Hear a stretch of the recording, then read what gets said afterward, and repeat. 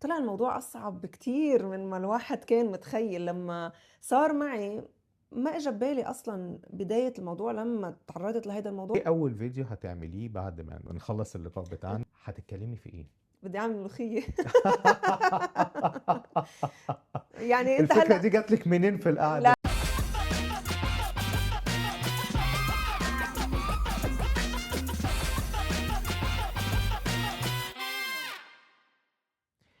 اهلا وسهلا بيكم في حلقة جديدة من بودكاست 9 من 10. اهلا يا رشا، منورانا. أهلًا يا محمد.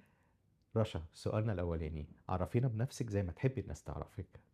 أنا رشا دا كيتشنيستا، زوجة، أم ل3 أولاد، بنت وصبيان، موظفة، وصار لي تقريبًا بحدود السنتين active على المنصات الاجتماعية. فإنسان يعيش ويتعايش، بحب دايما أكون إيجابية، بدور على الإيجابية بكل المواقف. فمن هون يعني بلشت أطلع وأظهر أكتر للناس، يعني حاول أنه أتواصل معهم وكشخص إنسان طبيعي مثلي مثلكن، بشارككن أشياء اللي بعملها بحياتي، ومنه بتسلى، منه في ناس ممكن تستفيد، ممكن حدا يكون عنده محتاج لشي يلاقيه بالمحتوى اللي أنا عم بقدمه. فهاي كانت الفكرة يعني، مش أكتر وبس. الموضوع يعني حياة انا بسيطة. عجباني البساطة دي اللي هي بسيطة، ولو ان انا عارف ان ورا البساطة دي اكيد في مجهود بيتعمل كبير علشان يطلع للناس. قبل السنتين دول او قبل ما تطلعي على بالمحتوى ده في المنصات كلها وعلى السوشيال ميديا، انت كنت عندك الاكونت ده مقفول خاص بيكي انت، برايفت ليكي انت. ايه هل هي نفس التشانل دي فتحتيها للناس، ولا التشانل دي اتغيرت او عملتي تشانل تانية ليكي او اكونت حساب تاني ليكي؟ لا صحيح، هلا كان عندي حسابي الخاص ما زال موجود، والحساب التاني كنت من 5 أو 6 سنين كنت بنزل عليه وصفات هيك على قدي، بحط عليه شغلات يعني بتسلى فيها، ووقفت لفترة معينة. وبعدين حسيت انه لا، حابة كنت الموضوع وما كنت حابة انه وقفت. كنت يعني دايما ببالي انه امتى بدي ارجع، امتى الوقت المناسب. بعدين خلص هي بتاخد القرار فجأة مرة واحدة، اخدت القرار، رجعت الاكونت، فعلته من اول وجديد، فتحته للناس، وبلشت من هون المحتوى تبعي. الفكرة دي بدأت امتى؟ هلا انا من 2017 18 هون كان الاكونت الاساسي، بس كان بدي لك كان كتير يعني بدائي الموضوع بالنسبه لإلي. بتتكلمي على الطبخ على على كان اول شيء محتوى طبخ اه. تماما، اه. بعمل وصفات وبصورها بشكل معين، وهيك كان عم بحاول عم بجتهد، بس ما كان موضوع سهل ابدا. من ناحية الوقت بدك تلاقي الوقت، بدك تفرغ للموضوع. هلا اذا انت بدك تروح بدايركشن وحده انه انا محتواي طبخ، طبعا بدي اطلع بافكار، مم. بدي احاول صور، بدي اعمل مجهود للموضوع. فوقتها يعني قعدت سنة يمكن مهتمة بالموضوع، بعدين حطيته على جنب ومثل ما بيقولوا ركنته ووقفت. ورجعت بعد هلأ من سنتين ماضيين، رجعت فعلت الموضوع. بدايتها ما كانت فعلا بس طبخ، بدايتها كنت عم بعمل أنا وبنتي هيك فيديوهات، يعني فيها أشياء كوميدية فيها. اوكي. من هون حسيت إنه اشتقت لأرجع أتفاعل مع الناس، اه، حسيت إنه حابة أرجع. ده لما لقيتي تفاعل من الناس اوريدي موجود على فيديوهاتكم فحسيتي اصل ايه اللي بيعمل لك كده تريجر او يدخلك في المود انك لا عايز ارجع اتفاعل تاني مع الناس؟ صحيح، طبعا اه. انت بتحس انه لما الناس صرت انه كل الناس تقول لي انه انت رجعتي على السوشيال ميديا، عم نشوفك انت وبنتك الفيديوهات مهضومه، ما بعرف شو، حسيت انه يلا هيدي اجت هاي في الاشاره. تشجيع. هاي الاشاره، خليني ارجع بلش. من هون ستيب باي ستيب خليت خطوه خطوه بلش الموضوع. مم. وبلشت افكر انا شو بدي احط على السوشيال ميديا، لانه انا وبنتي كنا بنعمل فيديوهات، بس هيدي مش انه شيء، هاي اشياء هيك انه لحظات معينه مم. بنقضيها مع بعض، بس مش محتوى انه كنت انه عم فكر انه كمل فيه، او هيدا مش محتواي. مم. بس قلت انه خلص يلا خليني اشوف انا نفسي رشا شو حابه احط كمحتوى. ومن هون بلشت كل الاشياء اللي انا بحبها ده اعرضها سنة كام بقى لما آه، قررتي ان انا لا انا هعمل المحتوى بشكل الطبخ وهرجع بقوة في الموضوع ده، او هبذل فيه مجهود اكبر من اللي قبل كده؟ ده كان امتى؟ كان تقريبا شتاء 2024 اوكي. كانت اعتقد الفترة اللي قلت يلا هاي فرصتي رح بلش. انتي استعديتي لده ازاي؟ ما استعديت بصراحة. هو أنا عم بقول لك يعني الطبخ شيء أنا بحبه. رشا ان انا احط كاميرا في المطبخ يعني صح. ومع فيميل مع انثى يعني، واحط كاميرا واحط سيت اب، وانا هبقى عايز كل حاجه تطلع 10/10. هوا احنا ما لا، فيش 9 على 10. 10. فهي دي النقطه، ازاي انت مره واحده قررتي انا هحط الكاميرا بالمطبخ وهشتغل؟ صعبة. اهو. صعبة لكذا يعني من كذا ناحية. صعبة لأنه أنت بدك أكيد بده يكون عندك شوي صبر للموضوع. طبعا. بدك تكون عم تعرف كيف بدك توصل رسالة للناس اللي عم توصلها. بدك كمان على المنصات الاجتماعية مش كل المنصات بتقبل منك فيديوهات طويلة.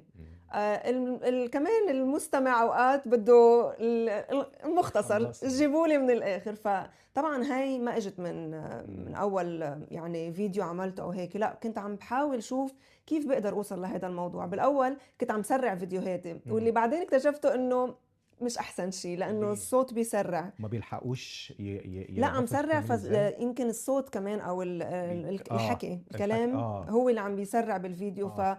طبعا الوقت عم بيصير مختصر، بس ما حسيت انه انا عم بطلع كاني مش انا مصطنع يعني اي صح. مثلا. اوكي. فما حبيت الموضوع. مم. بلش شوف شو فيني طور طبعا، والزاويه والهيدا. وبعدين انا عم بطلع بطبيعي مطبخي المتواضع من بيتي، مش انه عم بروح على استوديو او عم هيدا. لا، انا حابه احسس الناس انا مثلكم يعني ست عايشه ببيتها عم تطلع بس دي لكم من خطوة خلال برضو جريئة يعني. أنا أعرف ستات البيوت لما يكون حد في البيت عندهم ويخش معاها المطبخ، هو بيخش المملكة بتاعتها وما بتبقاش عايزة يعني. قليلين قوي اللي يخشوا، ما أنت دعيتي الناس كلها تخش معاكي في المطبخ. طبعا. فهل ده ادالكي راحة إنك تبقي عاملة كده، ولا كنت متوترة حتى وأنت بتعملي حاجة زي كده؟ اكيد بالاول ما فيني انكر انه ما امم. كنت متوتره، امم. لانه بدي يطلع شيء كمان شكله حلو. ما بدي أيوه. انه يطلع الموضوع يعني بس انه عم نحط محتوى وخلص. امم. شغله يعني مهمه ليش خلاني الجا لهذا الموضوع. انا عندي بنت من جنزي اللي ما بيعرفوا يفوتوا على المطبخ لحديت هلا. آه. فبلشت احس انه نحن كاهالي وصفاتنا والاشياء اللي تعلمناها من اهالينا بيوم من الايام يمكن ما رح تعود موجوده، مع انه الناس معتمده على الاكل من برا والفاست فود ورتم الحياه اللي عم يتغير. فمن هون بلشت احس انه خليني اوثق وصفاتي، يمكن بيوم من الايام بينفعوا بنتي واللي من جيلها. اذا بدهم يعملوا وصفه بيرجعوا للفيديو بس أنت وبيفتحوا. بتعملي وصفات قديمة ووصفات برضو انا بشوفك بتعملي وصفات جديدة. طبعا. فانت يعني بتديهم وصفات من اللي انت واخداها. مم. هل انت كمان بتاخدي منها وصفات او بتتعلمي منها حاجة بتبدأي تطلعيها بتنشريها لبقية جين زي؟ لازم نسهل الدنيا. مم. في وصفات ثابته من التاريخ مش رح ينفع انه تندثر او انه ما تكون موجوده. بدنا اياها نورثها مثل ما بيقولوا الاجيال تتوارثها. لازم هاي الشغلات خلص يعني حرام انه بيوم من الايام ما تعود مثلا الملوخيه موجوده، او هاي مش طبيعي. بس صحيح. طبعا بنفس الوقت انت بدك عندك كذا ذوق بالبيت يعني مم. على حسب الاجيال. كل حدا مم. بده نوع معين او هيدا. بدك تكون يعني انا كأم بدي ارضي يعني جميع الأذواق. مم. فبحاول إنه أنا كمان روح للبساطة، روح للأشياء أعملها بالبيت بدل ما مثلا اشتريها من برا وما أكون مطمنة كتير للمكونات مم. تبعيتها. فواي نوت. هلا أنا بنتي هي صارت إذا مثلا قايمة الصبح بدها تحضر شيء وعندها وصفة ببالها، بتفتح الفيديو تبعي بتشوف شو عملت أنا جميل. وبتحضر الترويقة تبعيتها مثلا أو هيك. اه. فبلشت تحس إنه هاي مؤشر حلو إنه في فايدة بالموضوع. مم. أنا يعني هيدي كانت هدفي من الطبخ، بس ما وقفت لهون. هرجع لك في وقت أيوة. لهنا، بس انا عايز امشي شوية في الطبخ. لان انت ازاي فضلتي محافظة على محتوى الطبخ انك تقدمي حاجات جديدة كل مرة؟ هل انت بتدوري قبل ما تطلعي مثلا بتشوفي ايه الريفرنس بتاعك او المرجع اللي بترجعي له عشان تطلعي الوصفات دي؟ وهل في حاجات من اختراعك؟ شوف، أنا ما بعتبر إنه في حدا اخترع أكل. هلأ بالزمانات أكيد الوصفة الأساسية أكيد حدا إجا فيها، بس نحن كلنا منطور أو منحط لمساتنا. أنا بحس حالي عندي موهبة إنه أعرف كيف غير مكون، مم. زيد ضيف مكون، البهارات، بعرف العب بهذا الموضوع. وهي بحس نقطة القوة عندي بالمطبخ، مم. انه الخلطات اللي بقدر اعملها حتى لو ماشية على وصفة هي بالاساس وصفة اساسية، بس بضيف انا اللمسات تبعيتي، طلع منها شغلات. هلا كيف بطلع بفكرة الفيديوهات او هيك؟ اوقات انا بالايام العادية كون راجعة من الشغل تعبانة مثلا وعم فكر شو بدي اتعشى، هو ده طريق ترجعي السفر صحيح اللي صحيح. فعلا هيدا اللي مثلا بيقول لي انه اليوم شو بدك تتعشي، اوكي رح روح وجهز المكونات ورح اوقف صورها، لانه انا هيك بالنهايه بدي اتعشاها. مم. هلا بالويك اند بيكون عندي وقت اطول، انه لا انا اليوم بدي اعمل طبخه مم. مش اللي هي شيء سريع وهيك، فليش ما صورها؟ بدي لك بتواجهني اوقات يعني صعوبات انه بدي اقوم البس واجهز وهيك، لانه انت رح تطلع على كاميرا هي دي مش اه قاعد بالبيت صحيح. طبيعي. مم. بس بدي اجبر حالي، فلما التزم خلص في التزام بالموضوع، بقوم وبجهز حالي وكأني ظاهرة وبفوت على المطبخ، بدل ما اطلع من على الباب بفوت على باب المطبخ وبعيش حياتي وبستمتع بالموضوع. رشا، في سؤال بيتسأل في كل بيت، معرفش هل هو في كل بيت ولا لأ، بس يعني السؤال ده: تاكلوا ايه النهارده؟ مم. السؤال ده بيتسأل من الأم أو سيدة البيت للي موجودين في البيت. صح. وفي ناس تسأل شات جي بي تي، وفي ناس اكل ايه النهارده. فهو حتى السؤال ده وصل للشات جي بي تي، مش من الأسرة بس. هو العكس بيحصل عندك بقى، انت اللي بتقولي لهم هتاكلوا كذا النهارده، ولا انت بتسألي نفس السؤال برضه؟ اكيد بسأل نفس السؤال، اه اكيد مم. يعني لازم يكون في شوية ديمقراطية، بس ما بمارسها لفترة طويلة، يعني لما بزهق وبلاقي الاراء كتير متضاربة اه فخلص هون. بس هو ده سؤال ما فيهوش ديمقراطيه ولا حاجه. انا السؤال ده بيخليني اتعب في تفكيري. اي حاجه هتعمليها هناكلها. هلا طبيعي هي انت عم تحكي اذا عم وجه سؤال لزوجك، ايوه، فكر ذكوري طبعا بس اولادي لا اكيد رح اه يكون عندهم والله اوكي. حيكون عندهم اكيد، يعني مثلا حدا ميال اكثر للاشياء السريعه اللي بدهم المقالي اه وناس يعني حدا تاني حابب لا طبخه اليوم وهيك. غريب انه هن عندهم اختلاف، مم. بس انا بحاول ارضي يعني الاطراف، بس مش بنفس اليوم، يعني بقول لهم اليوم رح نعمل هاي ووعدكم انه اليوم التاني رح نعمل هاي، عشان نكون مشينا على رأي كل حدا فيهم يعني مرة على مرة.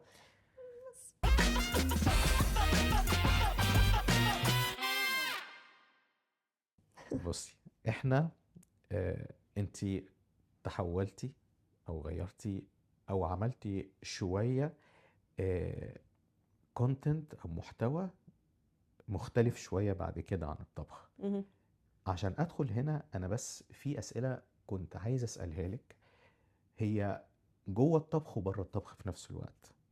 رشا، هل في وصفه بتعمليها الوصفه دي بترجعك بالذكريات لوقت معين، نوستالجيا كده، وانت بتعمليها بيجيب لك احساس ايجابي ليكي انت شخصيا مش للناس، وبيخلق جواكي حالة من الايجابية، اللي هو لا انا بشم هنا ريحة الطفولة؟ او هل في وصفة عندها حكاية معاكي؟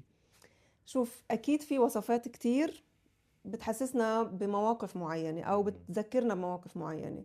أنا ما كنت شخص بفوت على المطبخ أنا وصغيرة أبدا. يمكن واحدة من الفيديوهات اللي قدمتها مؤخرا كان له علاقة بهذا الموضوع، حكيت كيف أنا قصتي مع الطبخ بلشت. كنت طفلة مدللة ما بقلي بيضة يعني لهي الدرجة. فكون إنه هلأ وصلت لهي الاحترافية بدي أقول بالطبخ، ما اجى من فراغ. بس طبعا انا كنت لما بشم نكهه او بشم ريحه اكل، طبعا بيرجع لوالدتي طبعا، انه هي كانت تعمل هاي الاكله، او مثلا يعني قرايبي اي حدا كنا بننعزم عنده، فطبعا اكيد في اشياء بتطلع فيه الحين. بس انا بدي اقول لك شغله كتير غريبه، انا بعمل اكل وبطبخ بس ما بدوق، يعني وانا بطبخ مستحيل دوق اكل، اه يعني بشم الريحة وبتلذذ وبكون عارفة. بس أنا بدي أقول لك إنه أنا يعني الريحة هي اللي بتقلي الأكل ناجحة أو مش ناجحة، مش حاسة التذوق عندي. وما فيش حد بيساعدك طيب في في التذوق شوف وانت؟ عشان أكون كتير صريحة معك، أيامنا كلها لا، اه بس بشهر رمضان بلجأ للمساعدة إنه اه لأنه رمضان ما بدي أغلط بملح صح زيادة خلاص ملح ناقص. بس الحمد لله بدي أقول لك إنه هيدي كمان شغلة كتير قليل إنه خفقت معي إنه ما شاء نقصت الله ملح أو ما شاء الله زودت. ما شاء الله.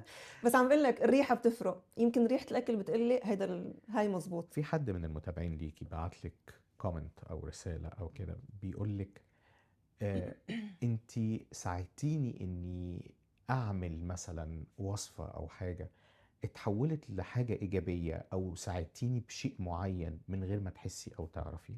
هلا طبعا بيجي تعليقات كتير، اوقات بيبعتوا لي خاص، بيبعتوا لي على الفيديو هيك بيقولوا لي انه ما كنا بنعرف هاي الطبخه، او كنا بنعملها بطريقه مختلفه، او حبينا طريقتك رح نجربها. طبعا وبشهر رمضان كان اكثر الناس انه عم تعطينا افكار خليكي مكمله، انه لانه كل الناس بتعرف نحتار كل يوم بدنا نعمل اكل جديد، فالناس تحتار شو بدنا نعمل. فكان كتير يعني حاسه انه كان في اقبال انه يلا ناطرين اليوم حتى نعرف شو رح تطبخي عشان ناخد منك نغش منك الوصفة. فلا فعلا كتير ناس كنت يعني بحس منهم كومنتات إيجابية بتخليني أتشجع أكتر إنه اللي عم بقدمه عم بيوصل لحدا بالنهاية. لو يا رشا انتي حكايتك عبارة عن وصفة، ايه التلاتة ingredients او عناصر مهمة تبقى موجودة في الوصفة دي؟ سؤال شوي يعني صعب، بس بدي أقول لك أنا بحب الخضار يعني كتير، يعني بحب فوت حتى لو هي مثلا بفضل الخضار أكتر من البروتين يعني بأكلي، أو إنه أي طبخة حتى فيها لحوم أو هيك بحب إنه عنصر الخضرة يكون موجود فيها. فهيدا السلطة بالنسبة إلي حياة، أكل بدون سلطة ما بيمشي. الحر، مم. شخص بيعشق السبايسي فود مم. يعني لدرجة انه الاولاد من وهن صغار لازم يتعودوا على هذا الموضوع، مش يعني ما عنده الاختيار، هو هيك. فالحر مهم جدا وبحسه بيفتح شهية بيعطي هيدا. مم. وبحب التوابل يعني مم. ان جنرال بحب. الله، طب مش الحار ده من ضمن التوابل؟ بس مش كل الناس بتستخدمه، مم. هيدا ناس خاصة. بس مم. انت في ناس مثلا بيكتفوا بالملح والبهار وبيقول لك خلص هيك مم. كافي للأكل. لا، أنا بحب ضيف نكهات جديدة، وبحس إنه هيدا بيعزز بيقوي الطبخة حتى لو هي بنفس المكونات. هاي اللمسات هاي بتغيرها. لو قلنا نفس السؤال تاني، بس عايزين الإجابة تكون الانجريدينتس دي من الحياة اللي حوالينا. يعني لو انت تاني مثلا حياتك هي وصفة ومحتاجين لها 3 عناصر عشان الحياة دي تفضل رشا، هي رشا اللي قاعدة قدامي، ايه ال3 حاجات اللي مهمة تاخديهم كل يوم، مش تاكليهم، تاخديهم في عناصر في الريسيبي بتاعتك دي في الوصفة دي وتخليكي دايما رشا؟ فيني أقول إنه بساطة الوصفة من بساطة الحياة، ناخد الحياة ببساطة. مم.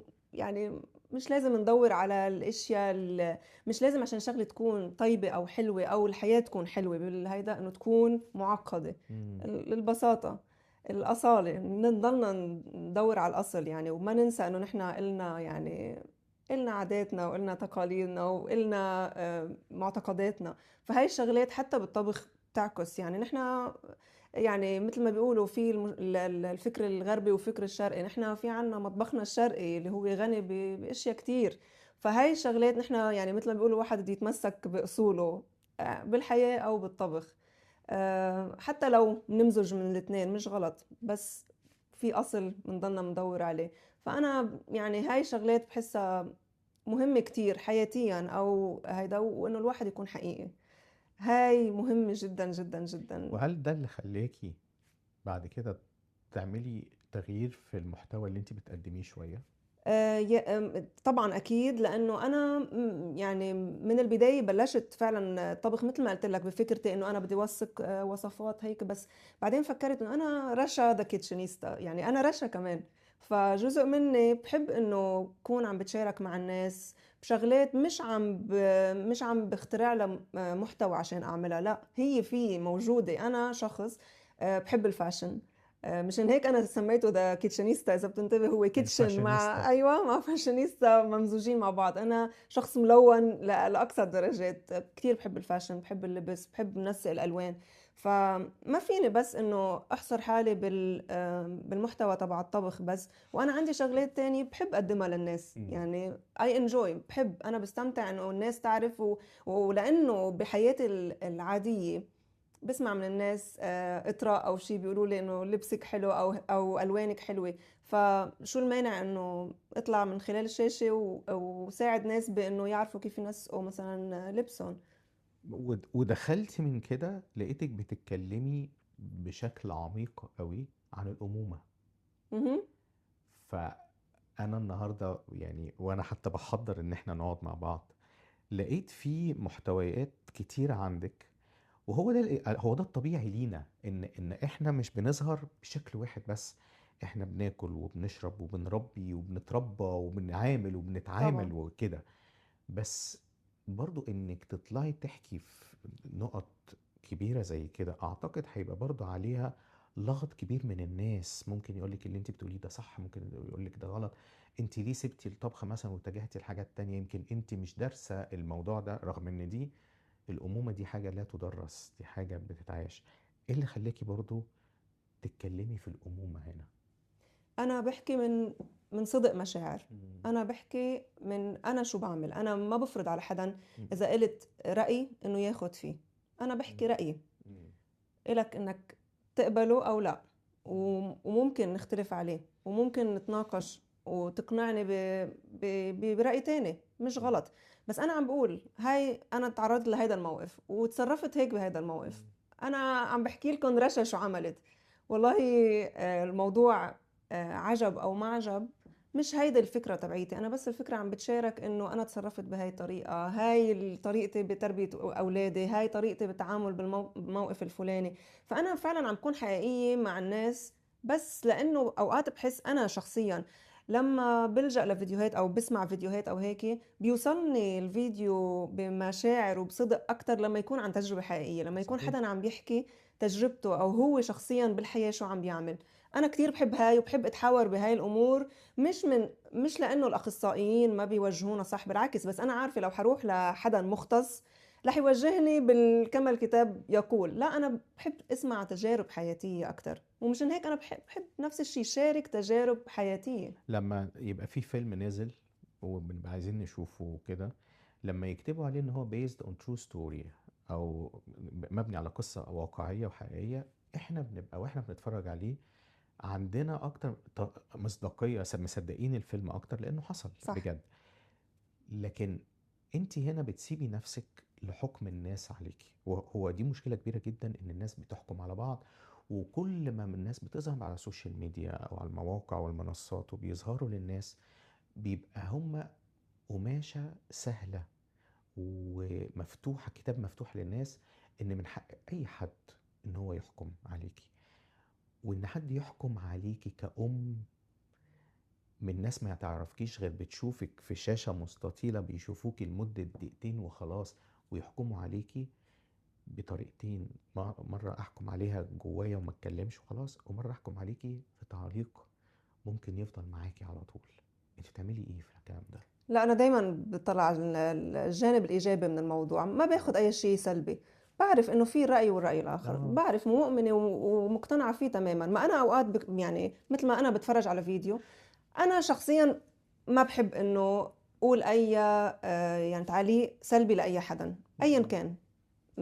عاجبني مش عاجبني، مش عاجبني بس خلص. في ناس سايبه في لنفسها طبعا. مديه لنفسها مطلق الحريه ان هم يقولوا اللي هم طبعا. عايزينه. انا مش مع الكلام ده، بس ما ده بيحصل. بس الشطاره انك انت تعرف كيف توجه مشاعرك انه ما تتاثر بهاي الامور. حتى بيكلموك انت كأم. حتى مم. لو انا اللي يحكم علي ولادي، اللي يحكم مم. علي اللي مني، اللي من الخارج انا ما بيهمني حكمهم، لانه منهم عايشين حياتي، منهم عايشين ظروفي، منهم عايشين اي شيء. اذا بيسمعوا فيديو دقيقتين، طب مش ما هو هي هاي ممكن يقولوا الحياة. نفس الكلام. هي رشا ليه بتقول لنا على الحاجات دي؟ هي مش عايشه حياتنا، هي مش عايشه طريقتنا.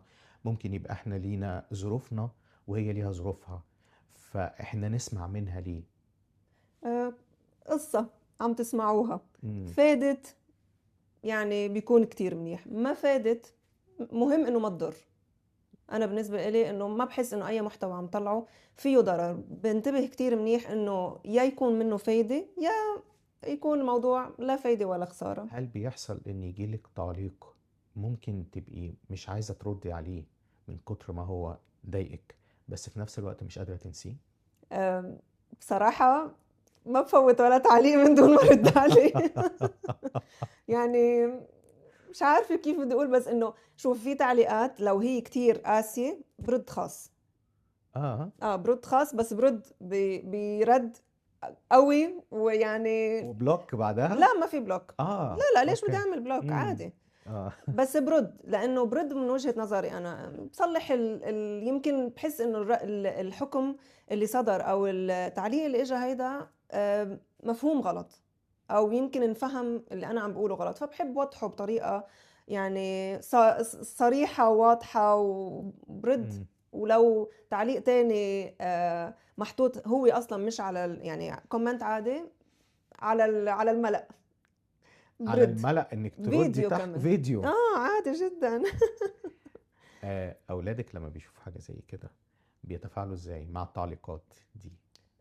هلا مثلا ولو شافوا تعليق قبلك، يعني مثلا حد بيجي يقولك ماما في تعليق آه، حصل كذا، في كومنت حصل كذا. هلا لك شغله، انا عندي مثلا صبيان مش مهتمين كتير بالموضوع، يعني عندهم حياتهم مختلفه، بيشوفوا الفيديو بس اكيد لا بيقعدوا يسمعوا الموضوع كامل، ولا الموضوع بالنسبه لهم سريع. بس مين عندي الناقد اللي بيهمني رايها هي بنتي. مم. اوقات بتقلي مامي انه لو هن يعني هيت كومنتس او انه اشياء سلبيه ليش تردي بهيك، بقول لها لا، انا ما بدي اكون سلبيه. اذا مم. هن التعليق تبعهم سلبي، ليش انا اكون سلبيه وما رد؟ لا، انا عندي رد مم. جاهز من وجهة نظري، فرح رد. والله اقتنعوا ما حبوا، يعني بالنهاية أنا مفتوحة للعلن، صح؟ كل الناس لهم حق يتابعوني أو ما يتابعوني. ما اقتنعوا عادي جدا، مش مضطرين إنه هن يتفرجوا على فيديوهاتي أو إنه ملزمين إنه يحبوني. لا، ما أنا أكيد مش الناس كلها رح تحبك. في ناس رح تجتمع على محتواك وتحبه وتتابعك، وناس هتقولك لا لا، شو المحتوى ما بيهمني ما ايه اللي بيفيدني. خلاكي تفكري انك تتكلمي من منطلق الأمومة؟ في أشياء كتير بالحياة بنواجهها يمكن على أيامنا نحن ما كانت موجودة. يعني أنا ما بتذكر بأيامي أنا طفولتي وكيف أهلي ربوني. في أشياء كتير هلأ عم نواجهها مع أولادنا. آم، يعني نحن عم نتعلم دروس منها. مم. فبحس إنه بالمواقف المعينة الدرس اللي أنا تعلمته بحب يعني أحكيه لغيري يمكن مم. يستفيد، لأنه عن جد عم توصل الحياة، لأنه صارت كتير كتير يعني عليها تعقيدات، وطريقة التفكير تبع الأجيال اللي طالعة صعبة. نحن أنا بحس كنا أهدى وأسهل صحيح، بكتير. صحيح. يعني هلأ الجدال والنقاش ما بينتهي، مم. فبده يكون واحد عنده صبر وقدرة على الجدال، لأنه مع كل سؤال وجواب في سؤال، يعني كل سؤال بيطلع منه سؤال. فنحن عم نتعلم هلأ دروس، فمن هون طلعت يعني واي نوت. طب ما احنا اتربينا، يعني اتمنى نكون اتربينا كويس، وانا يعني مؤمن بده، وطلعنا الحمد لله ماشي حالنا، واهو بنتعب وبنشتغل، وما كناش عندنا الطريقة دي في اللي هو في النقاشات الحادة. مش الحادة بالصوت العالي، ولكن الحادة فكريا. ان انا اقعد مع امي وابويا، سؤال بسؤال، فكرة قصاد فكرة. اه، العالم ما كانش مفتوح قدامنا زي ما صحيح. مفتوح النهاردة، وبشوف في الدقيقة الواحدة ممكن يعدي 3 فيديوهات، كل فيديو 10 ثواني او 20 ثانية، فاخد منه بعض الافكار فاروح ادبيت، رغم ان كل الافكار دي اللي جايه لنا مش صحيحه، او ومش مدروسه، او ملهاش ريفرنس جاي من عندها، ولكن طلعنا ماشي حالنا. مهم. ويمكن احنا بندعي دايما ان احنا الجيل اللي شاف حاجات كتير صح. واتربى على حاجات كتير، واحنا جيل معمر فكريا، ومن من الانالوج خلاص للديجيتال او الرقمي او كده. بس رشا، مش دايما بنقول طب ما احنا اتربينا بطريقة كويسة، ليه ما نربيش ولادنا زي ما احنا اتربينا؟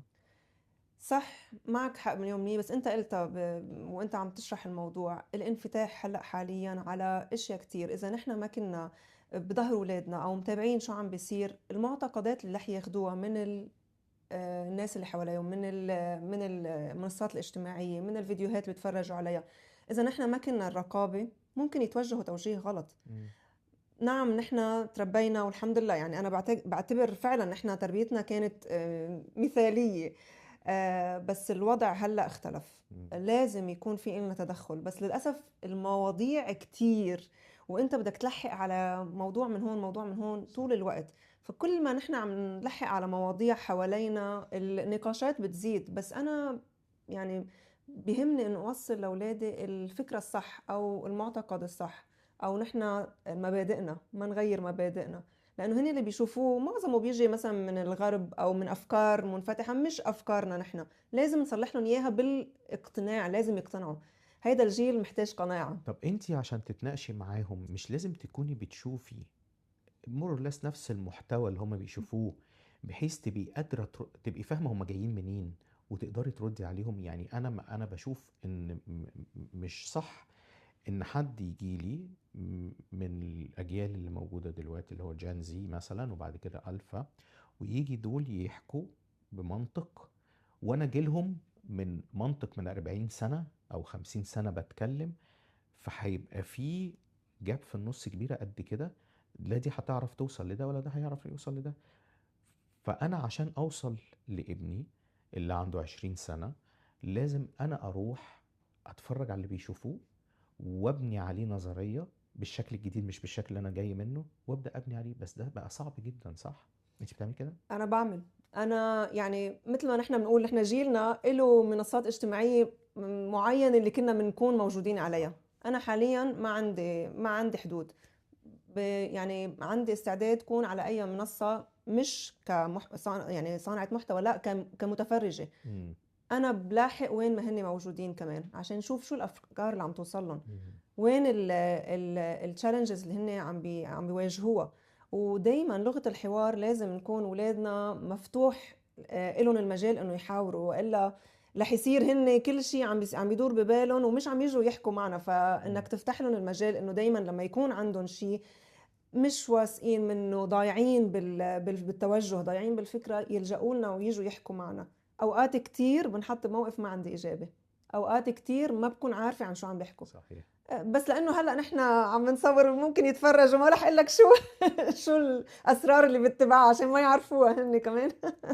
هو شيء طبيعي ان ما يبقاش في اجابة على كل سؤال، طبعا. لا عندهم ولا ولا عن. عندنا ولا عند اي حد. صح. فهو ومش لازم، يعني انا دايما حتى بقف عند كذا حاجة منهم. هو ايه حكمة ربنا في كذا؟ هو انت ليه شاغل بالك بحكمة ربنا حتى هنا؟ اشغل نفسك او اشغل بالك بيه انت ازاي تعيش الموقف اللي انت اتحطيت فيه مهم. وتطلع منه. لو هو عقبة تطلع منها تتخطاها، لو هو حاجة كويسة تستفيد منها وتستمتع بيها. تفكرش هي حكمة ربنا هنا ايه. ربنا بيبعت لنا الخير خلاص. وفي الخير بيبقى فيه شوية اختبارات نعدي بيها. وانا بشوف برضو تربية الاولاد هو اختبار، والاولاد ان هم يتعاونوا معانا ده اختبار ليهم ولينا. لو احنا بنتكلم جوه لسه نفس التوبيك اللي انت بتتكلمي فيه، وعايزه تقولي حاجه للاهالي او الابهات والامهات، تقولي لهم ايه؟ كونوا اصدقاء لاولادكم، تقربوا منهم وما تحسسون بفرق الاجيال، ما تحسسون انه في نحن مش مثل زمان. يعني انا بتذكر اهلي ما كان فيني احكي او ناقش او جادل معهم، بس هلا لازم نخلي هذا الموضوع متاح ازاي؟ مفتوح. نحن الشغل علينا نحن مش عليهم هن. بدنا ننزل لعمرهم، بدنا ننزل لتفكيرهم، بدنا نحاول نحاورهم ونتصاحب عليهم ونشوف هن شو اهتماماتهم ونكون معهم بهاي الاهتمامات. إذا ما قدرنا نكون جزء من حياتهم، هن رح يكونوا حياة بعيد عنا. رح يسمعوا ورح يحترمونا وكل شيء، بس رح يكون عندهم حياة خارجية نحن مش جزء منها. أنا دايما يعني أهم شيء بالنسبة لي إنه أكون جزء من حياة أولادي، ودايما وجههم للصح. حتى لو هن عندهم اهتماماتهم اللي أنا أكيد مثلا بيلعبوا أشياء جيمز أو هيك، مش رح فوت بهذا الموضوع، بس لازم اسحبهم كل فترة والتانية. خلينا نكون مع بعض، خلينا نتجمع كأسرة، خلينا نحكي بشغلات معينة. أنا دايما بقول لهم اليوم اللي بيمرق ما بيجي مرة تانية، ما صح. بينعاد صح. يعني. نحن بدنا نعيش مع بعض، أنا بدي صح. أشبع منكم. فلازم أنا بنصح كل الأهالي إنه ما يتعاملوا مع الأولاد هيدا الجيل مثل ما أهالينا كانوا عم يتعاملوا معنا، ما بتزبط. رغم ان اهالينا وكل الشكر طبعا. لابويا وامي واللي اهالينا عملوه معانا، لكن احنا برضو كنا جيل مختلف عن صح. الجيل ده. بس رشا، لو انت عندك ولد عنده او بنت يعني 10 سنين، غير لما يبقى عندك 17، غير لما يبقى عندك 21. رغم ان الفروقات السنين بينهم مش كبيرة، لكن الجيل في حد ذاته متطلباته مختلفة مهم. واسئلته مختلفة. ويعني ال 17 16 سنة دول صعبين جدا، طبعا. بس يعدوا ال 19 20 ده في بنتنفس الصعداء مهم. بعدها. ازاي لو عندك اكتر من عمر في بيت واحد؟ لان هو احنا ما بنسموهوش مقاس واحد للكل. It's not one size fits all. بتعاملي ازاي مع كل واحد على حدة وتديله خصوصيته او خصوصيتها؟ عندي نفس الشيء مثل ما انت قلت، هو مم. فعليا هيدا انا حياتي. عندي 3 ما اجيال، شاء الله. يعني 2 جنزي بس، حدا خلص قطع لبر الامان وحدا بعده بالفتره الصعبه، والصغير بعمر ال 12 سنه. مم. طبيعي ما فيك تتعامل معهم كلهم، صح. وخاصة لو بنت غير صبي، توجهاتهم أفكارهم تفكيرهم هيك. بس أنا في عندي شغلات ثوابت، نظام معين بيمشي على البنت مثل ما بيمشي على الصبي، بس بالتفكير أنا بعطي كل واحد خصوصيته. إذا حدا عم بيواجه مشكلة معينة، على استعداد إنه ما نقعد نحكي ك يعني ديسكشن مفتوحة مع اخواته، بوجود اخواته، كل حدا له خصوصيته. بس اللي بيهمني انه انا فاتحة المجال شو ما كانت صعوبة الموضوع او الموقف اللي عم يواجهوه، انه يجوا يلجأوا لي او يلجأوا لزوجي طبعا، انه يفتحوا الموضوع معه وياخدوا الرأي ويتحاوروا لنقدر نوصل لقرار. ما عم بقول لك نحن مش مثالية ومش احسن شيء بالدنيا، ومش عم نوصل دايما يعني ده نقطة 10 من 10. اتفاق، لا طبعا ما صح. فينا. صح. بالضبط. بس عم نحاول مم. على قد ما بنقدر، وفعلا كل جيل عم بيطلع عم بيكون مم. أصعب من اللي قبله. بس عم نتعلم، هينا مع بعض عم نتعلم بالحياة. مهم إنه نوصلهم لبر الأمان، هيدا أهم شيء. ولما انت طلعتي بتقدمي المحتوى ده، هل جاتلك اي رسائل او تعليقات او كده ان حد عمل حاجة انت كنتي قلتيها عرضتيها من خبرتك فرقت معاهم؟ بصراحة لا، ما يعني ما عندي شيء معين أو نقطة معينة صارت هيك. هلا طبعا ما بعرف، من الناس اللي ما بتعرفني أو إذا حدا عم يتفرج علي مش بالضرورة يرجعوا لي ويقولوا لي مم. رأيهم أو مم. إنه هيدا. بس هي طب كان في العكس، رأي مضاد، اللي هو رشا اللي انت بتقوليه ده لا يصلح عندي؟ اوقات ايه كان مم. في ناس مثلا بتقلي انه بس انا يعني ولادي صعبين، بس انا عم بحاول بس ما عم يزبط الموضوع معي وهيك. هلا انا ماني اخصائيه، مم. مش حدا انه بقدر وجه الناس كمان 100% او انه حتى 90%. هاي بتركها للناس المختصه بالموضوع، لانه ممكن يكون في يعني اشياء تانية مم. هي اللي موصلة الامور لتكون فيها مشاحنات او صعبه او هيك. مم. بس انا بحاول على قد ما بقدر مثلا اقول انا شو عم بعمل او مم. قديش عم بصبر وهيك. وانا بلجأ على فكره لاصحابي كمان. انا مم. يعني في مواقف انا بحتار فيها شو بدي اعمل، بلجأ لاصحابي، في عندي هذا الموقف، شو رايكم نعمل، شو كيف. فبدنا نتعلم من خبرات بعض، ما كلنا عم نواجه الحياه مع بعض مع اجيال مختلفه.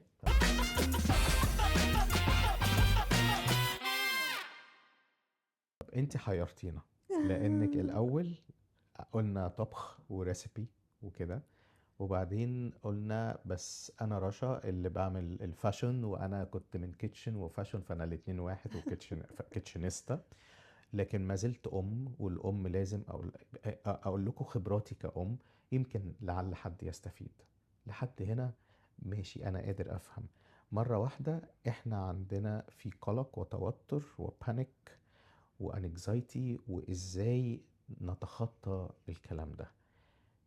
هو الشفت ده بقى حصل ليه؟ هو مش شفت، هو مثل ما عم بقول لك، انا عم بحكي شيء حصل معي انا شخصيا. هلا ليش بهيدا الوقت المعين؟ امم.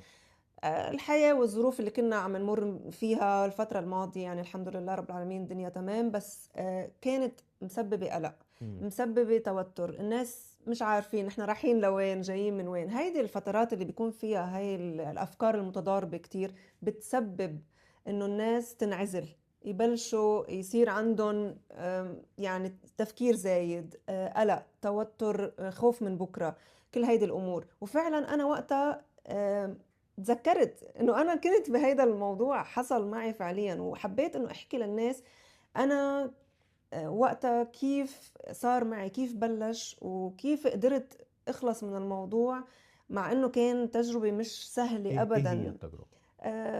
انا يعني تعرضت لانه كان عندي بانيك اتاك وما كنت عارفة، ووقتها مش غلط، بس ان احنا كنا بنستسهل بكلمة يعني بانيك اتاك او نوبات الهلع، اللي هو الواحد بيقول انه لو توتر او هيك ايه صار عندي اتاك، فكنا بناخدها يعني بطريقة هيك خفيفة.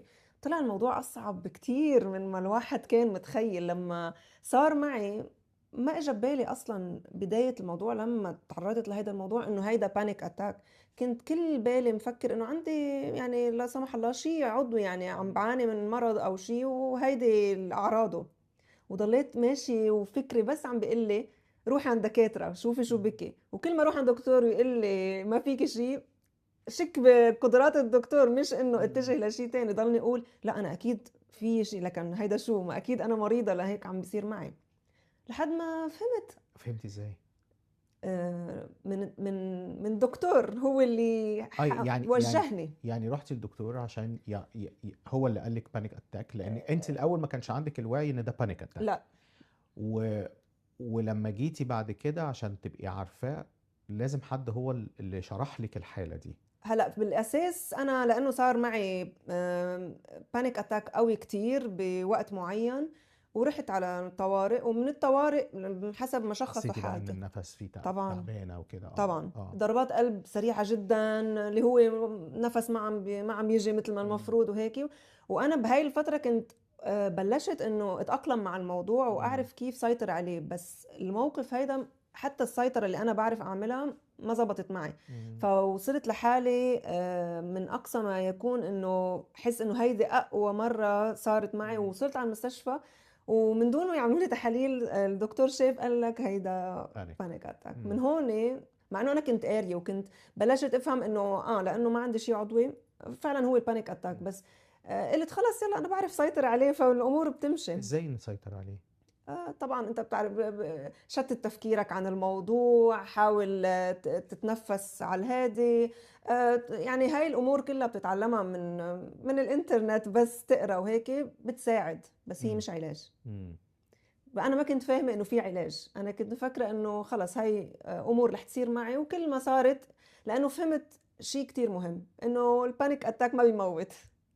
فخلاص انت ثبتت ببالك انه ما هي اتاك حتمرق دقيقتين ثلاثة أربعة وخلص وبترجع طبيعي. مم.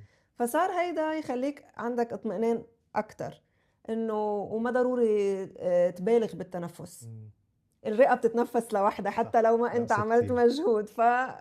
هيدي الامور بلش تحسسك لما يجي البانيك اتاك مش لازم بلش اسحب نفس واتوتر وهيك. طيب عم سيطر على الموضوع، بس هل تعالجت؟ لا ما تعالجت. مم. لحد ما الدكتور قال لي بنصحك انه تشوفي يعني طبيب مختص. مم. فعلا من هون يعني هاي طب كان طلعتي حكيتي عليهم ليه؟ حتى ساعد اي حدا عم بيمر بهيدا الموضوع. وهون بدي اقول لك هيدا الفيديو اكتر فيديو لقيت عليه تعليقات على الخاص. مم.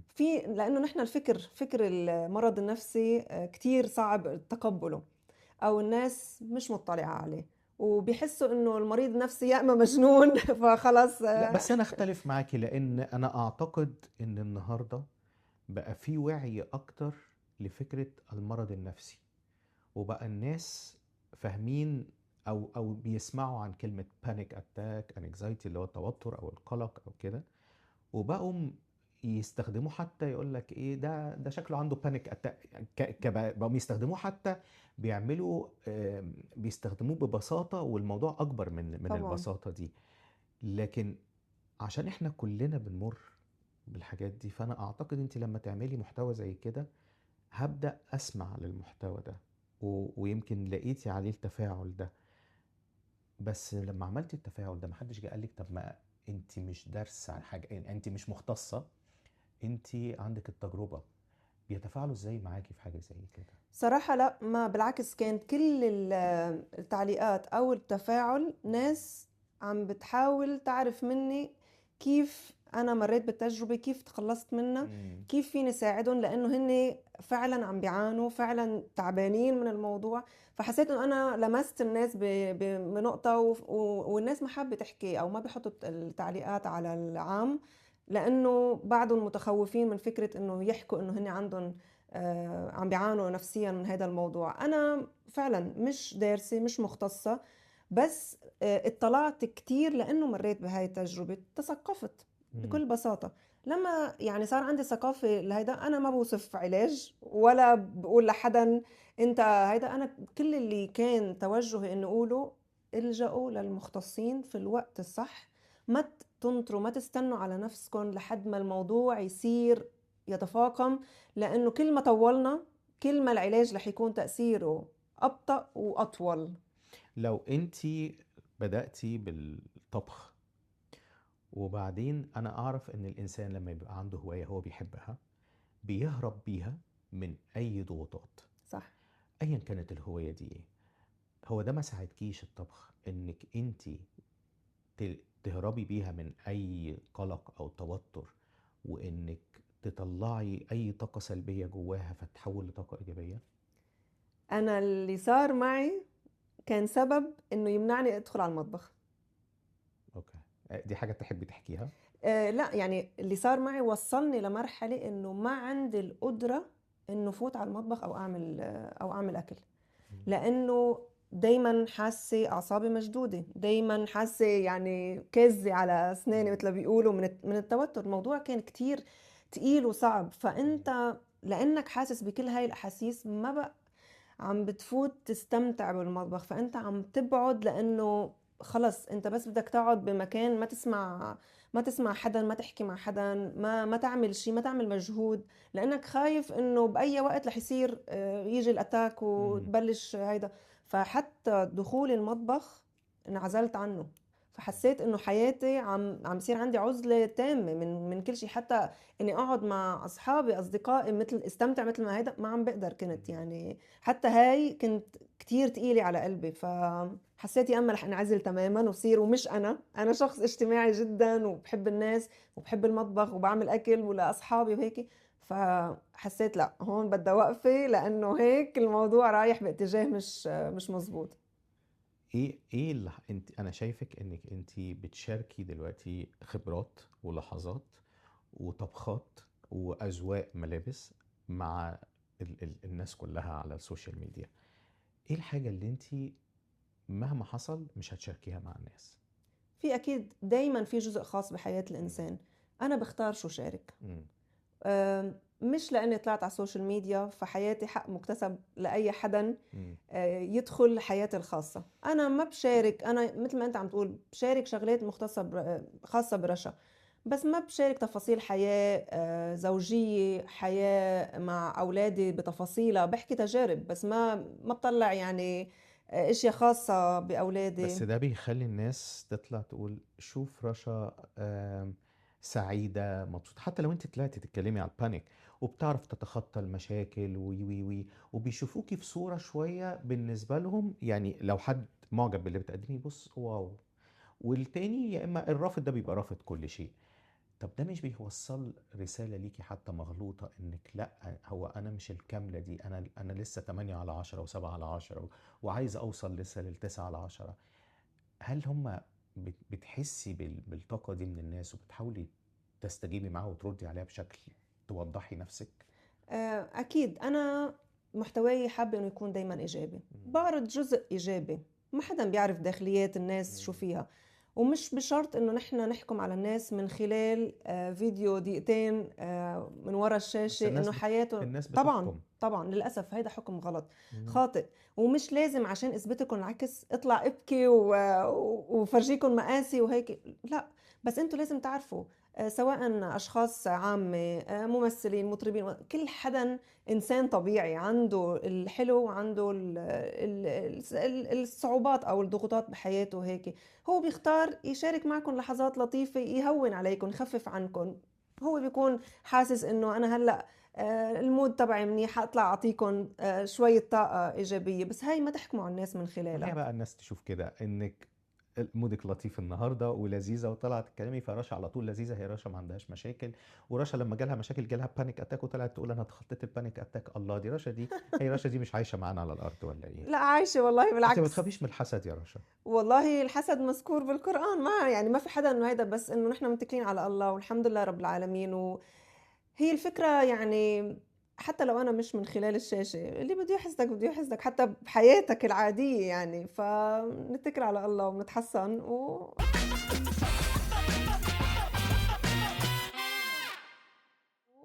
الحمد ايه لله. اول فيديو هتعمليه بعد ما يعني ما نخلص اللقاء بتاعنا وفكرتي تعمليه؟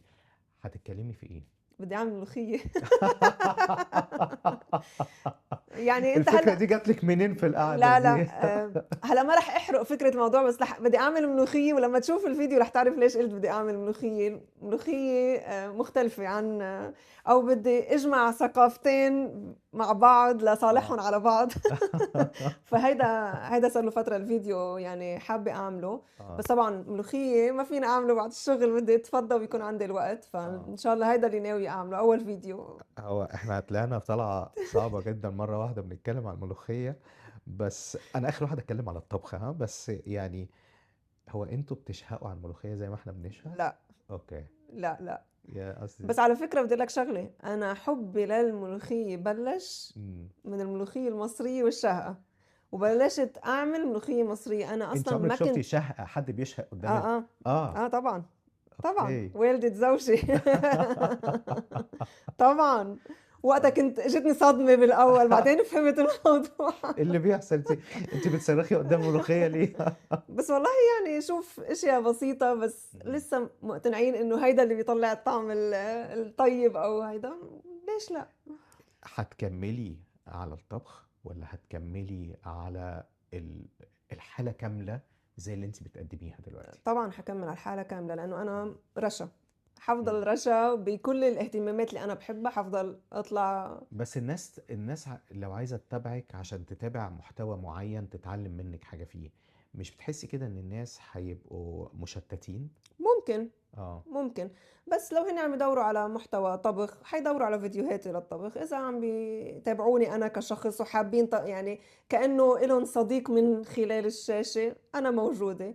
أنا حابة ضل هيك، لأنه أنا مش ممتهنة الموضوع مم. كمهنة، فمش رح روح باتجاه معين. ولو حبيت روح باتجاه واحد مم. لازم يكون في تفرغ، مم. لازم يكون في خلص تطلع انه انا بدي اروح للليفل الثاني، انه يكون عندي يعني الفيديوهات تصير اكثر احترافية. انا مم. حاليا شخص يعني بكل تواضع بس انت عارفة كاميرا. ان الناس تحب كده، تحب الحاجات عفوية. المتواضعة. مم. والعفوية والحاجات اللي معمول عليها برودكشن محترم وإنتاج عالي كده، بيحسوها مش حقيقية.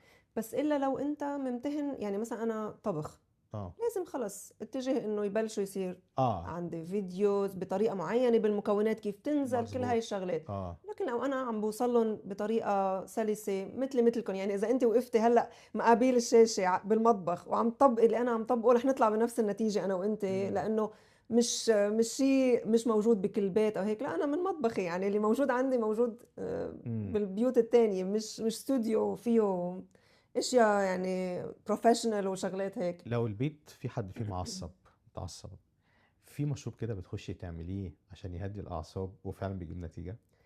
عندي خلطات مشاريب طول الوقت هاي فترة الليل، مش اه. بسبب التعصيب وهيك، بس أنا بحب المشاريب، إنه اه. دايما هيك غير عن القهوة والشاي مم. الاعتيادي، إنه نعمل شغلات مثلا بالليل أنا قاعدة عم نتفرج على مسلسل على شيء. ايه مشروب المسلسل؟ في عندي خلطة هيك بحب أعمل زنجبيل مع قرفة وينسون، وهي يعني ده كل ده بخلطهم. في آه ينسون وقرفة ينسون، وزنجبيل؟ قرفة، زنجبيل، وكركم، اللي هن فريش. اه. بحطهم بيغلوا مع بعض شوي على النار، وبعدين بحطهم حتى هدوء. هن فيهم فوائد كتير. اه. فمشروب نشرب وهيك وننبسط وكل شيء تمام. ده في الشتاء. والله في الشتاء وفي الصيف بعمل كتير، يعني أنا بحب إذا حدا بيعرف كمان من الأشياء بحب القهوة كتير. فالصبح قهوة الصباح هاي مهمة جدا، الآيس كوفي دي كافينيتد و... عشان منزوعة الكافيين عشان اه نعرف ننام لكن بالآخر. قدام المسلسل في الصيف بالجو الحار بعمل اشياء ريفرشنج من باشن فروت موهيتو، كل هاي الشغلات، ليمونيد. شغل عالي برضه يا رشا.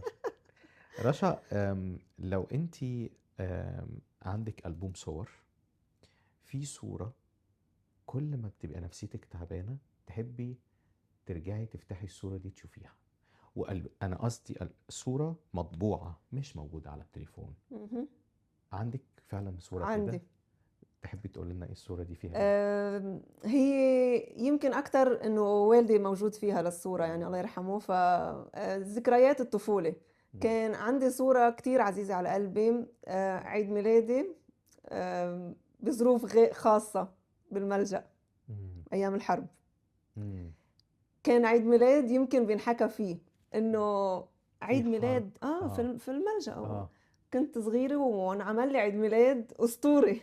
تخيل مم. أنت في مخبأ هيدا كيف بمساعدة كل الجيران. مم. كل الجيران اجتمعوا مم. يعملوا أكلات وكيك، وهيدا من أقل المكونات اللي كانت موجودة. وفي ظل الظروف وفي الحرب. وعندي هاي الصورة، وبصراحة يعني بتجمع كل الناس اللي فقدناهم، اللي مش موجود معنا بالحياة، والدي وذكريات صعبة بس كان طالع منها فرح. يعني قديش كانت صعوبة هيدي الفترة، مم. بس قديش هاي الصورة بتعبر انه قديش الناس كانت قريبة من بعضها، حب الحياة، وبرغم الصعوبات قدرنا نعمل عيد ميلاد والصورة دي مطبوعة معاكي لحد دلوقتي؟ مطبوعة. بترجعي لها امتى؟ يعني مش رح اقول لك برجع لها كل يوم وهيك، بس هي مميز دايما، يعني حتى لو تحسها مطبوعة براسي كمان موجودة. هل فكرتي الصورة دي تطلع في السوشيال ميديا قدام الناس؟ لا، ما فكرت، ما حكيت بالموضوع او هيك، بس ما مم. عندي مانع، يعني مش شيء، بالعكس هيدا يعني يعني بحسه. هو حتى انت بتحكي عن واقعة أليمة، الحرب، طبعا. وقد ايه الموضوع ده، يعني في ناس كتير تركت ومشيت بسبب صح. الحرب، وفي نفس الوقت بالملجأ في ناس بتعمل عيد ميلاد. ف فحتى هنا انت طالعه بالحاله الايجابيه، يعني حتى انت محتفظه بالصوره الايجابيه من وسط الازمه طبعا. الكبيره. انت امتى حسيتي نفسك 10/10 بس اكتشفتي انك لا، انت 5/10؟ لا، الكمال لله وحده ما في، يعني ما في حدا كامل، واذا اي حدا عم يطمح للكمال بيكون عم بيرهق حاله على الفاضي. نحن فينا نكون مميزين، فينا نكون بارعين باشياء بنعملها، بس ما حدا يقول انه انا اليوم اكتملت. انا اليوم مش نفس الشخص اللي كان 10 سنين قبل او 10 سنين قبل او 10 سنين بعد. عم نتعلم من الحياة، عم نتغير. أنا صار عندي تصالح مع النفس، تغيرت تفكيري، طريقة تعاملي مع المواقف. ولا مرة حسيت إنه أنا 10/10. بس لو بوقت أو بظرف حسيت إنه أنا 5، دايما بقول طب ليش 5 مش 6؟ ليش مش 7؟ شو فيني أعمل أحسن؟ كيف فيني طور من نفسي؟ وهاي الشغلات اللي بتدفعني دايما لقدام، انه سيلف موتيفيتد. يعني لدرجه يعني اليوم ممكن تكون شايطه والدنيا سودة، بنام وبقوم الصبح خلاص ريستارت. بحاول ارجع، يعني ادفع حالي للامام مثل ما بيقولوا. انهي بيرفع لك مودك اكتر، الطبخ ولا الفاشن، اني اشوف اعمل ستايلينج او كده؟ بدي اقول لك شغله، انه انا مودي ببين على شو لابسه. اه، يعني حتى زملائي او يعني الناس انت اللي لابسه حوالي. النهارده انا افهم من لا، هيدا لابسه اليوم لانه بدي بدي امشي مع الامبيونس اللي الامبيانس. حوالينا. بس انا فعلا ما كنت عارفه هذا الموضوع. الناس اللي حوالي اكتشفوه فيي. لما بلاقوني لابسه الوان غامقه بيقولوا اليوم يومك مش مزبوط، اكيد في شيء. فلقيت هيدا الكومنت اللي بيجيني فعلا، بيجوا بيطمنوا علي ببدايه الاسبوع شو لابسه، اذا ملون يعني انت منيحه اليوم. ففعلا لقيت انه الالوان كتير. هلا انا الاسود مش كتير موجود بحياتي. الحمد اشكرك، لله. انا جبته لا لك لا لا قدامك لا اهو. لا لا لا، بالعكس كتير حلو عليك. لا لا، بقصد انه مش شخص بفضل مع الالوان ان في ناس بتلجأ للاسود ان طبعا. هو اللون بنتي مثلا الاناقه. اللون الاناقه، في ناس تحب تلبس انيق اسود كتير. جدا وهيدا، بس انا ما بحس حالي مم. او ما بيلبق لي او ما بعرف، بس بحب الالوان كتير. إمم. ودايما بفضل الصيف عن الشتاء، مش لشوب او بالعكس، بحب جو الشتاء والبرد، بس دايما بحب الصيف لانه الوان. فهلا صرت محوله شتويتي الوان كمان. رشا، لو هاجي انا اولا مبسوط جدا بحوارنا ده، وان شكرا. احنا حكينا بحاجات كتير، لان هي دي الحقيقة. احنا محدش فينا ماشي في طريق واحد بيعمل حاجة واحدة. احنا بنعمل، كل واحد فينا ربنا اداله قدرات يعمل اكتر من حاجة، صح. وهو بيطلع من الحاجة، بيرجع من الشغل بيشوف أسرة، أو بيعمل حاجة تانية، أو بينزل يلعب رياضة، أو بيلعب موسيقى، أو بيطبخ، أو صحيح. وفي النهاية احنا بيبقى عندنا خبرات. وهنا ب... يا إما ما في ناس بتحب تنقل خبراتها للناس، وفي ناس بتحتفظ بخبراتها لنفسها. انت اخترتي انك تقدمي للناس خبرات، وكلهم تحت مظلة انك انا بقدم مثلا طبخات او وصفات او كده، ولكن وسط انا بعمل كل ده انا وانا موظفة، وانا عايشة في المجتمع بمشاكله، باللي بيحصل، بالاحداث، بتأثر بالاحداث، بحاول اطلع منها، بس بتوجع، بيحصل لي بانيك، بيحصل لي قلق وتوتر انا هاجي النهاردة في اخر حاجة هتقوليها، بتقوليها للناس، ايه هي الرسالة اللي عايزة تسيبيهم بيها، التيك هوم مسج اللي نقولها قبل ما نخلص؟ أم، تصالحوا مع نفسكم، دايما يكون عندكم تصالح مع النفس. بلاش موضوع جلد النفس دايما، انه نحن مش مقصرين دايما او هيك، لا. كل حدا الله اعطاه طاقة انه يقدر يعمل اشياء معينة، فلازم كل حدا يتأكد انه طاقته موجهة ومستخدمة كاملا 100%.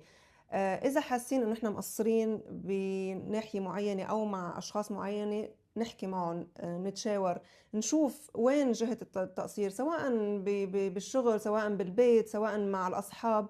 دايما إنه نشوف وين وجهة التقصير ونحاول نشتغل عليها، بس ما في حدا كامل. هيدا البرنامج فعلا فكرته يعني كتير حقيقية. ما نطمح للكمال، وما نطمح لأنه نكون يعني نحن أحسن شيء بالحياة. دايما نطلع على نص الكباية المليان، نطمن إنه بكل مشكلة وبكل صعوبة حنقابلها، في دايما نور رح نطلع عليه. كله بيمرق وبيصير ماضي، فدايما تفائلوا بالخير. وهاي أنا اللي ماشي عليه بحياتي، وإن شاء الله إنه نكون عم بقدر انا شخصيا اتخطى شغلات كتير، وفعلا تعلمت كتير، والحمد لله. يعني عم بقول لك انا صار عندي نسبة تصالح مع النفس عالية جدا. هيدا اللي مخليني مكملة ومبسوطة وسعيدة، والحمد لله رب ما العالمين. كانتش موجودة نسبة تصالح مع نفسي قبل كده؟ اكيد بفترات معينة، لا. من الحياة اكيد، انت كل ما بتنضج، كل ما بتكبر، كل ما بصير عندك خبرات، كل ما هيدا الموضوع بيزيد عندك العقل. شكرا يا رشا، شكرا وشكرا لك. على الوصفة الأخيرة اللي سبتيها لنا، لأن هو حقيقي إن الناس تشوف حد حقيقي بيعمل كذا محتوى، ولكن في النهاية هو شخص حقيقي. شكرا يا رشا، شكرا لك نورتينا. كتير. شكرا ليكم، ونتقابل في حلقة جديدة. شكرا. شكرا.